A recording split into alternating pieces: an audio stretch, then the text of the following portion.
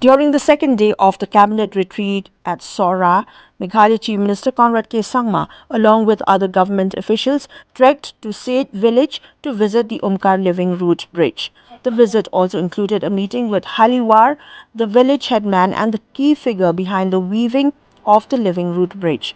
The bridge, originally created by the villagers' forefathers, is a remarkable example of sustainable architecture and community-driven development. Hally War, who began weaving the bridge as a young boy, has served as the headman of Siej for nearly 4 decades. Locals report that the Living Root Bridge attracts nearly 10,000 tourists annually. Addressing the gathering, Chief Minister Conrad Sangma reaffirmed the government's commitment to preserving traditional practices while also enhancing local infrastructure. He emphasized the importance of the Living Root Bridge, which has been a vital part of the local culture for over 300 years. During his visit, the Chief Minister also announced new infrastructure projects aimed at improving connectivity in the region, including road construction and the upgrading of school buildings. He further discussed the region's potential for tourism development, underscoring the importance of preserving cultural landmarks while fostering growth.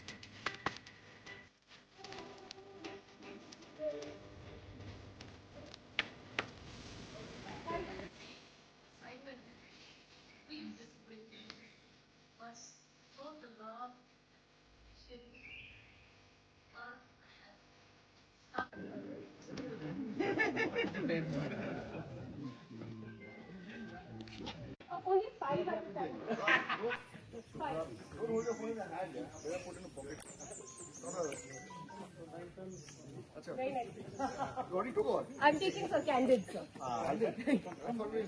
Okay, sir. So we are here as part of our cabinet retreat in Siej village, and we have come to see this beautiful living root bridge, which has been constructed by the headman out here since he was 10 years old.